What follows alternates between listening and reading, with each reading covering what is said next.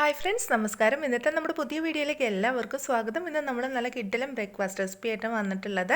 അതിനായിട്ട് നമുക്ക് ആവശ്യമുള്ളത് 2 പഴമാണ്. ഈ പഴം നമുക്ക് ഒരു മിക്സിയുടെ ജാറിലേക്ക് ഇട്ട് കൊടുക്കുക കേട്ടോ. തൊണ്ടെല്ലാം കളഞ്ഞ ശേഷം നമുക്കൊരു മിക്സിയുടെ ജാറിലേക്ക് ഇട്ട് കൊടുക്കുക. ഇനി നമുക്കിതിലേക്ക് ആവശ്യമായിട്ടുള്ളത് റവയാണ്. 1 കപ്പ് റവ എടുത്തിട്ടുണ്ട്. അത് നമുക്കിതിലേക്ക് ചേർത്ത് കൊടുക്കുക. വറുത്ത റവയായാലും വറുക്കാത്ത റവയായാലും കുഴപ്പമില്ല കേട്ടോ. ഇനി നമുക്ക് വേണ്ടത് ഇതിലേക്ക് മുട്ടയാണ്. ഞാനിപ്പോൾ 2 മുട്ട എടുത്തിട്ടുണ്ട്. അത് നമുക്ക് മിക്സിയുടെ ജാറിലേക്ക് ഇട്ട് കൊടുക്കാം. നമുക്ക് മധുരത്തിന് വേണ്ടിയിട്ട് പഞ്ചസാര ചേർത്ത് കൊടുക്കുക. 1 ടീസ്പൂൺ പഞ്ചസാരയാണ് ചേർത്ത് കൊടുത്തിട്ടുള്ളത്.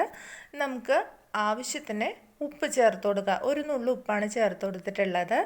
ഇനി 1/4 കപ്പ് തിളപ്പിച്ചാറിയ പാലാണ്, അത് ചേർത്ത് കൊടുക്കാം.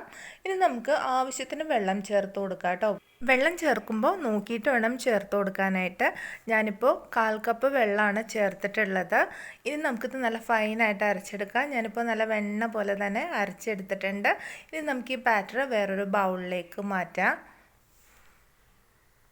ഇപ്പോൾ നമ്മുടെ ബാറ്റർ റെഡിയായി വന്നിട്ടുണ്ട്. ഈ ഒരു കൺസിസ്റ്റൻസിയിൽ വേണം കേട്ടോ നമുക്ക് ബാറ്റർ റെഡിയാക്കി എടുക്കാൻ വേണ്ടിയിട്ട്. അധികം വെള്ളം ആവശ്യമില്ല. എന്നാൽ വെള്ളം കുറവാണെന്നുണ്ടെങ്കിൽ നമുക്ക് കുറച്ച് വെള്ളം കൂടെ ചേർത്ത ശേഷം ബാറ്റർ ഒന്ന് ലൂസാക്കി കൊടുക്കാവുന്നതാണ്. ഇനി നമുക്കൊരു പാൻ അടുപ്പത്ത് വെക്കുക. നന്നായിട്ട് ചൂടായിട്ട് വരുമ്പോഴേക്കും നമുക്ക് ഒരു കയ്യിൽ ബാറ്റർ ഒഴിച്ചു കൊടുത്ത ശേഷം ജസ്റ്റ് ഒന്ന് പരത്തി കൊടുക്കുക. അതിനുശേഷം നമുക്കിത് ഒന്ന് മൂടി വെച്ച ശേഷം നന്നായിട്ടൊന്ന് കുക്ക് ചെയ്തെടുക്കുക.